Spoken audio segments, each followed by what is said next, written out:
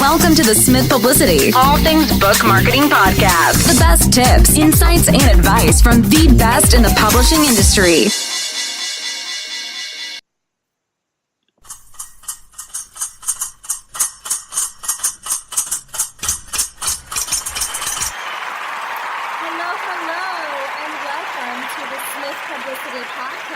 All things book marketing. I'm your host, Michela Della Monica. Founded in 1997, Smith Publicity has executed thousands of book publicity campaigns across all genres, and we are so excited to be diving into the podcast world and offering you, our listeners, tips and marketing advice from book industry leaders and influencers. And today we have our very own fiction publicist extraordinaire, team leader here at Smith Publicity, based out of our Toronto office, and the fabulous Sarah Miniaci. Hi, Sarah. Hi, Michela. How are you? I'm well. How are you? Great to be talking with you today. I'm excited to be launching this podcast for our listeners. Absolutely. It's so exciting, and we're so happy to have you on as our very first guest. It's quite daunting, admittedly. I know you have lots to say about fiction. I mean, this conversation could go on, but we do want to keep it nice and short and sweet and just, get back to work as usual, right? Indeed. Well, I certainly know that our team is used to me waxing poetic about this subject. So it's a fun exercise in focus to condense down some of what we know about what it takes to promote a novel and share it with the world of burgeoning and emerging and established authors at large. So let's move right ahead. Absolutely. So what's the biggest difference between promoting a novel and promoting a nonfiction title?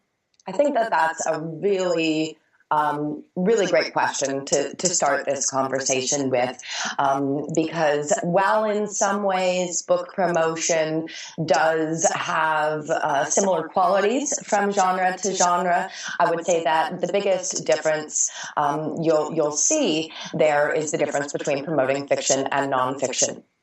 So with nonfiction, we're usually, more often than not, I certainly hope, working with an author who does have some inherent credibility where their subject matter is concerned.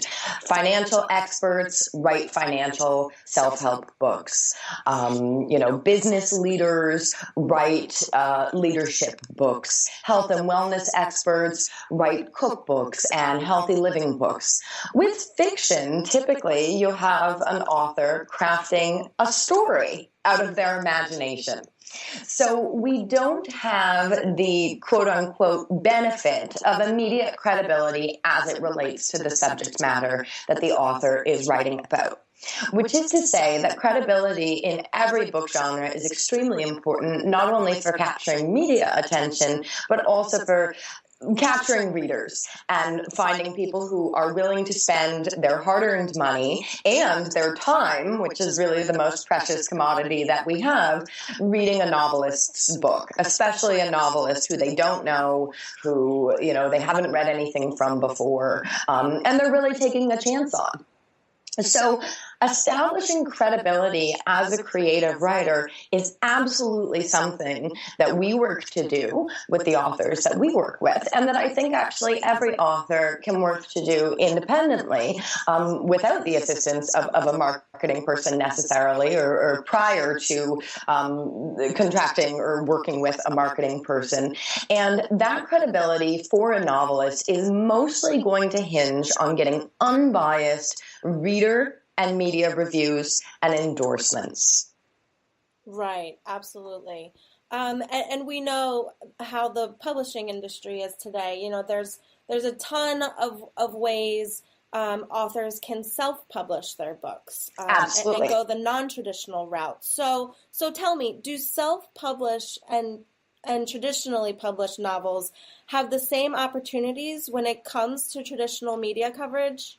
This actually feeds really nicely into the last question we just addressed, Michaela, because as we know, when a novel is traditionally published, from a media perspective and oftentimes from a reader perspective, there is some built-in credibility because, of course, the book had editors that they know and trust. It had designers that they know and trust. It had an acquisitions person in the first place that they know and trust. So there is a certain degree of confidence that the media feels where a traditionally published title is concerned that doesn't necessarily cross over to self-publishing.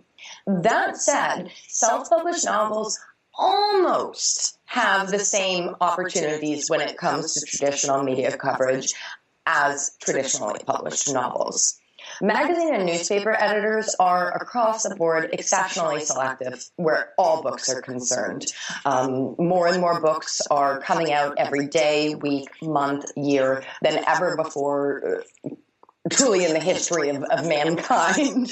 And therefore, there's a lot of separating of wheat from chaff that those editors need to be engaging in on a regular basis in order to be presenting their readers with quality content.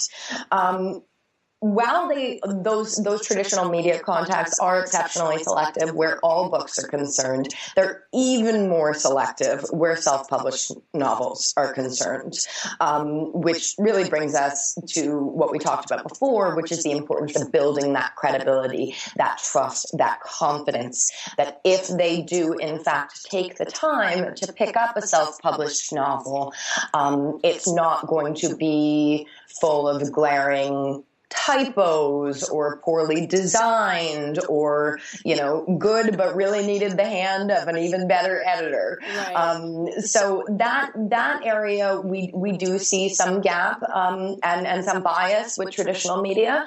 But I do think that as we know, being in the trenches on this on a daily basis, that is changing. And the industry is becoming more evolved where self-publishing is concerned, and more willing to recognize it and the value that it brings to the market. Absolutely, absolutely. And now bloggers. Let's talk about bloggers. The blogosphere is huge, and for us, can be very overwhelming. We see a book blogger pop up every day. And oftentimes we wonder, are they credible or not? So are book bloggers actually important?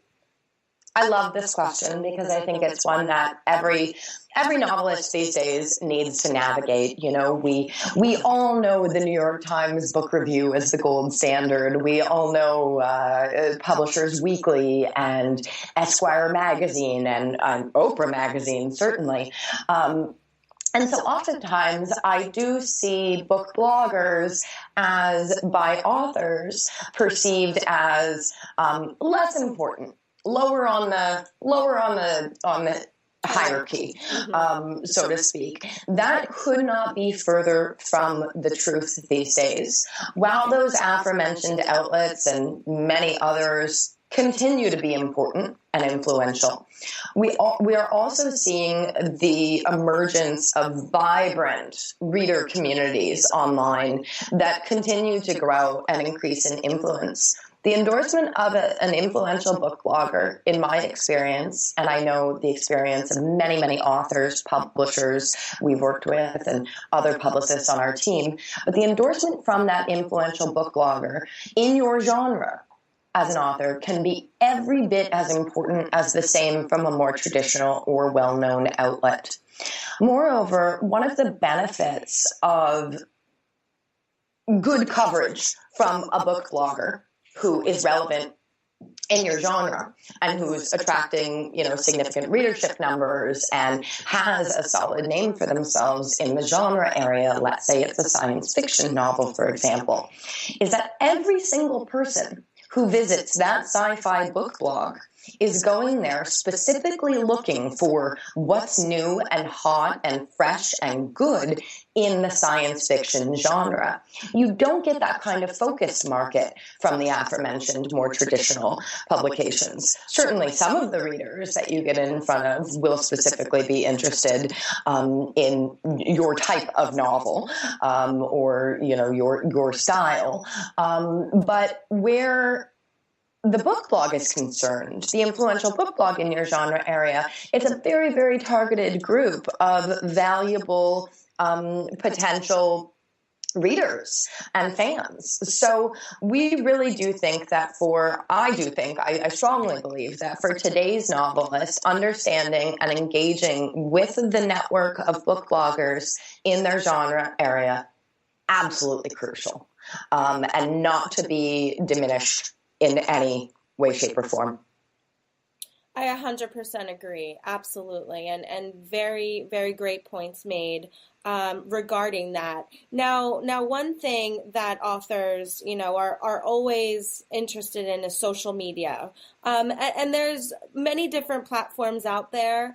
And there's a lot of folks who use social media on a personal level. But It can be a very, very great tool in marketing and making your presence known out there as an author. So with, the different types of social media platforms out there, which one do you think can really make a difference for fiction authors? I really love this conversation because I think that oftentimes when we're working with an author or when an author is trying to engage in book marketing themselves, there are only so many hours in a day. Ideally, in a perfect world, we would all love for every author to have a robust social media presence on all of the top platforms. That includes Facebook and Twitter and Tumblr and Instagram and Pinterest and Snapchat. And the list goes on. Surely there are some that I don't even know about yet that someone out there is saying are the, next big thing. Exactly. So, being reasonable for a moment and recognizing that for the vast majority of authors, really, really meaningfully engaging with every one of those platforms is not going to be possible. I think it's important at that point that we look at how do we focus our time in a beneficial and efficient way. And in my experience, in the experience of, our wonderful team at Smith, who I had the chance to discuss this a little bit with recently, and the authors we work with and the other publishers we work with, and even other publicity contacts I've spoken to, unanimously across the board comes down to one for a fiction author, and that's Goodreads. For an author to engage deeply with Goodreads is essentially engaging with a massive online book club. Goodreads is often referred to as the Facebook of the book world because in many ways it very much operates like Facebook. You have a news feed where you can check out and comment on what your other friends are reading. You have book profile pages where you get all of the reviews compiled. You have groups, you have giveaways, you have recommendations lists. All of these present really exciting opportunities for authors to engage with and find new readers. I love Goodreads. I have a Goodreads app on my phone. I use it to flag books that I've heard about on the radio or have read a newspaper article about. I just add them to my Goodreads pile, and the next time I go to the bookstore or I'm poking around Amazon on a Saturday afternoon, I go right back to that Goodreads list to find out what it was that I was in fact interested in a week ago, because all of us have somewhat short attention spans these days. It's not always possible to remember the spelling of a Slavic author's last name, but Goodreads gives you that capability to flag and mark and interact with other readers. And for authors, those readers who do engage with books in that way are invaluable, and I think that Goodreads has continued to show that in its growth as a social media platform. So get on Goodreads if you are not on Goodreads already. I think in addition to being really efficient and effective, it's also super fun, in my view. Yes, I agree. It is a lot of fun, and social media in general can be a lot of fun, but when done right and strategically, it could definitely go a long way for you. So thank you for that, Sarah. Absolutely. Absolutely. And there are some wonderful, just to our listeners, there are some wonderful resources out there available, articles and tip sheets and so forth, some of which Goodreads offers in their FAQ section and so forth, some of which you can just kind of find by poking around the internet, that really dives deep into how something like a Goodreads giveaway can work for you, and little tips and tricks to really make that an effective strategy where maybe you're only giving away 2 or 3 or 4 or 5 books, which ultimately isn't a significant expense in the grand scheme of marketing. But in giving away that small handful of books, you're reaching hundreds of readers who are entering that giveaway. I recently ran a Goodreads giveaway for an author I'm working with, and we had over 700 entries, 550 of which have since added his book to their TBR stack, which means to be read, which means that now when they go to the bookstore, like I do, and look at their Goodreads list of books that they want to read, his book is going to pop up. They never would have found it were it not for Goodreads. Potentially. Maybe they would have. Yeah, what a great example. Thank you. There you go. There you go, guys. See? Tips and tricks coming your way. So last question, Sarah. Let's say, I'm a novelist. I have my book ready to go. It's hitting the presses soon. When should I start thinking about my marketing plan? Well, if we're working with the hypothetical here, Michaela, yes. I would hope that you had thought about your marketing plan before the book is hitting the presses, and that's really where I begin the question. You should absolutely be thinking about your marketing plan pretty much the moment you know that you have a book that is forthcoming. Mm-hmm. The sooner, the better. From the book trade publications like, our dear Publishers Weekly and Booklist and Forward and Kirkus and Bookpage, and the list goes on, to newspapers and magazines, including, places like the New York Times and the Wall Street Journal and Oprah Magazine and all of our, very glamorous A-list potential coverage opportunities. Advanced review copies for fiction are incredibly important. In fact, many of those aforementioned outlets, if not all of them actually, of the ones I mentioned, I believe, absolutely require that in order to consider a book for review, they need to receive it anywhere between 2 to 4 months in advance of publication date. If you do not get a review copy in their hands 2 to 4 months before publication date, and all of them have slightly different guidelines and preferences and timelines and so forth, but that's an approximate window. It's our job to know, of course, exactly what their window is, and we do.